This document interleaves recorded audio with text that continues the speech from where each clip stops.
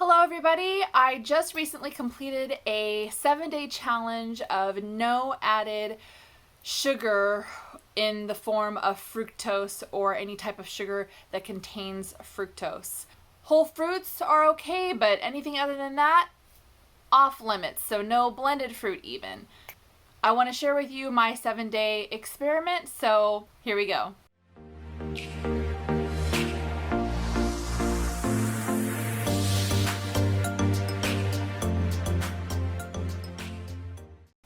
I'm going to start you off with my day 0, the day before I started the challenge, give you a little bit of context, and then I kind of went on a bender that day. So day 1, you'll really see a difference in my face. It's quite puffy. But before we get started with that, please give this video a thumbs up if you like the fact that I'm doing this experiment. There will be before and after footage toward the end of the video.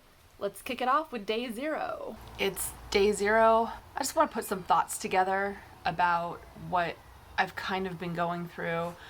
One thing that's really difficult about being constantly inquisitive and curious about food, the body, and science, and actually caring about the real science of it, is that you learn stuff that is inconvenient. And if you give a crap, if you're the kind of person who gives a crap about yourself, the health of your family and children if you have them, and if you give a crap about animals or the environment, which, you know, a lot of people just don't care about. Can't force that on people. But if you at least give a crap about yourself, then learning about all of the science forces you into an interesting conundrum, because it forces you to either change, which is difficult, or it forces you to recognize the fact that you don't care enough about yourself. What really pushed me into being vegan wasn't even the ethical dilemma. It was learning about the animals plus the effect on human health that animal products have in general, including dairy and eggs. And around the same time I went vegan, I also remember watching a video by Dr. Robert Lustig about sugar, and I thought, no, I can't take on all of these changes at once. It's just too much. The reason why sugar is such a big deal for me personally is because I don't feel like it registers with me. I can have a lot of it in one sitting. Oddly, dark chocolate is the only exception for me. I noticed some changes when I would do my bikini competitions. Essentially, you know, you build up your muscle. In the interim, you also put on a bit of fat. Most people do. And then when you're leading up to a competition, at some point you start cutting fat. And I noticed that when I would cut, what would make the difference for me is when I would have sugar, because I was noticeably puffier after I had sugar. And I'm gonna put on the screen a couple of photos. This photo is of me the day before my competition, my last competition, which was my second competition in November 2019. So this was the morning before. I had been doing some cutting.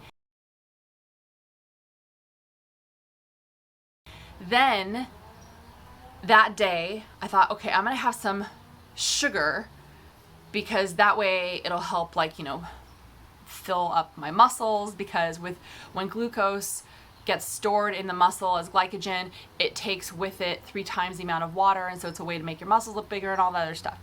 But what it ended up doing is it bloated me pretty decently. Now, even though I look thin in this second photo, I'm not trying to say, oh, I'm some sort of like obese person in this second photo. I'm not saying that. But look at the difference between the first photo and the second photo after my tan. I actually thought after my tan, oh, I'm gonna look even more ripped because I will be tan. But that's not what happened. Because I had sugar that day, you could see, especially around my midsection, I am puffier. That's just the way that went down. So I decided to take a look at Robert Lustig's research again. I'm realizing that not every sugar is chemically the same. I think it's finally sinking in. your body treats different sugars differently. So if a product has table sugar, cane sugar, or fructose in it, because table sugar and cane sugar, that has fructose in it. Anything like that, I'm going to get rid of it for the next 7 days. And fructose, if it's not wrapped up in a whole piece of fruit, seems to be quite detrimental to your liver and can lead to non-alcohol fatty liver disease. It's going to be a good experiment, I think. It will be challenging, but I'm up for it. Day 1, no makeup whatsoever. As you can see, my face is really puffy. I'm really embarrassed about the way that I feel and look. I just feel puffy. I feel inflamed. I feel horrible. Once the chaos from COVID-19 started really happening, I don't know what overcame me, but I just emptied the cereal aisle. I brought home, honestly, probably about 8 different boxes of cereal. I think this stems back from when I was very, very young. When I was 8 years old, my mom was hit by a drunk driver, and it was in the middle of the day. It was while she was on her way to pick me and my brother up from school.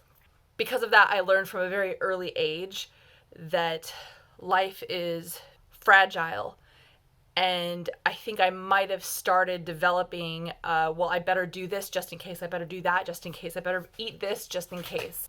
I don't want to be wasteful. So I get stuff that I don't need and then I consume it because I don't want it to go to waste. I was taught by the high carb, low fat community that it's very difficult for your body to turn carbs into fat. And although that is true when it comes to eating a whole food plant-based diet, that is not true when it comes to added fructose.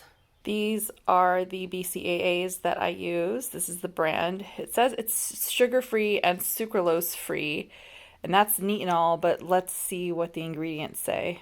All right, unfortunately, I can't use these because that very last ingredient says monk fruit extract, and monk fruit has fructose in it. So I'm not eating the monk fruit itself. It's an extract. That means this is off limits. Here's some old BCAAs that I had. This brand has sucralose in it, but sucralose does not contain fructose, so let's see what else this one has. Maybe I can use it. Beet juice. Nope. Going back. Finally put a little bit of a face on. Day 1 is going so far so good. I've had an orange, some muesli with no added sugar, of course, sweet potatoes, zucchini, and coffee with unsweetened soy milk. Just finished working out, so I would love to see if I can have some of this protein powder. No added sugars, but I still want to make sure that that's the case. The fact is, I really have no idea what some of these things are, and I have no idea what that last thing is, so I'm going to look all those up and see if I can have these. I just finished looking into the ingredients that are listed. I guess I should be doing this with everything. I'm not surprised when it comes to these protein powders that they just have a bunch of crap in them. It's just total crap. It is, but it doesn't look like this has fructose in it. I just need to use this opportunity as a bulking period. Yeah, really bulk up as much as I can in terms of my muscle, because I don't think I'm ever going to be buying this stuff ever again. It is day 3 of this no sugar challenge. After 2 full days of going without any added fructose containing sugars other than fruit, I lost 5 pounds. I'm not fooling myself into believing that that is in any way 5 pounds worth of fat. I think that it's a commentary on how inflamed I was, and that probably I was holding on to a lot of water. I've been eating a lot less vegan junk. I've been eating more whole foods. It might sound boring, but it's a combination of usually sweet potatoes, some sort of green like spinach, or I'll do some riced broccoli. You know, I did some zucchini the other day. Like, it's really just been some cut up, put together whole foods.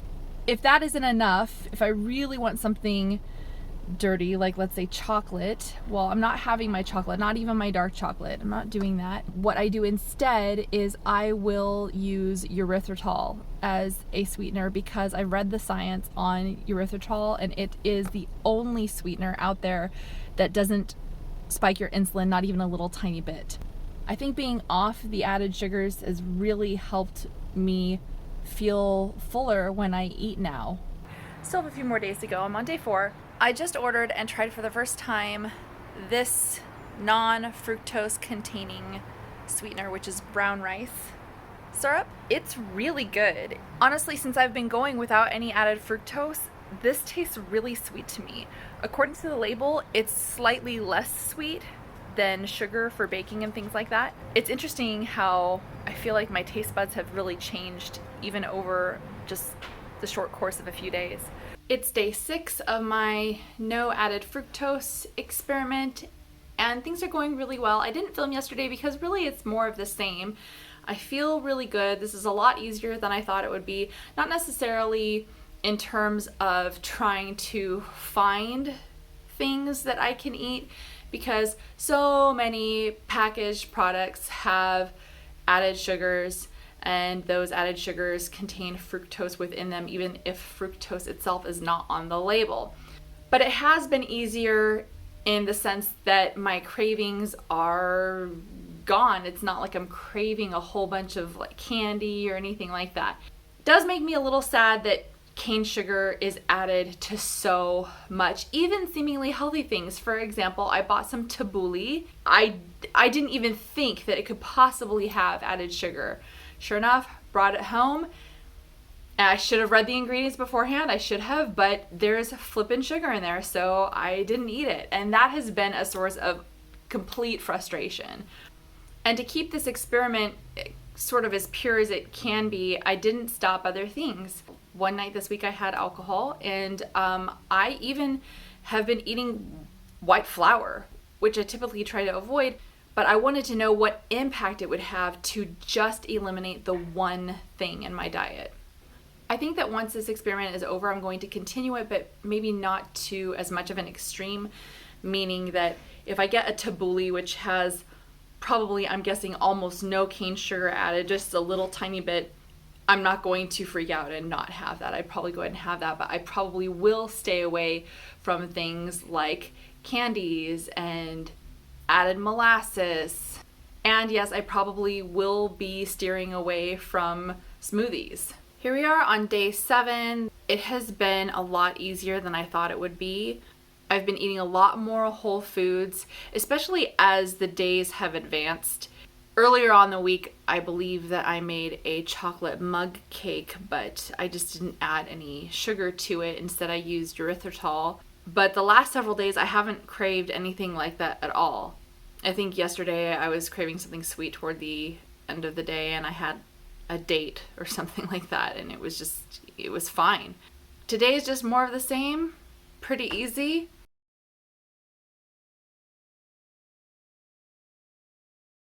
So that's what my 7 days were like. It was pretty easy, as I mentioned several times. I did notice a difference in the puffiness of my face that really seems to have gone down quite a bit.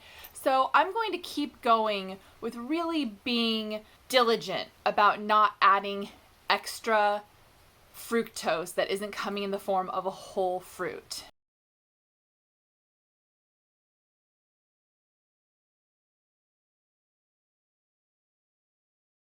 Part of the challenge, I think, is that being stuck at home has really diminished my daily activity. Even though I'm trying to work out in my garage, it's just not the same as being up and out and active every single solitary day. So it's been very easy to gain weight over these last few weeks.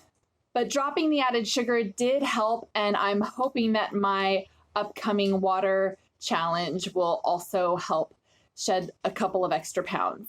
So subscribe if you haven't already done so that you can see how some of these at-home challenges are going to work out. If you sort of want to use me as a guinea pig before you get started, that is fine with me. Please give this video a thumbs up, leave a comment or a question below, subscribe if you haven't already done so. Until next time, ciao.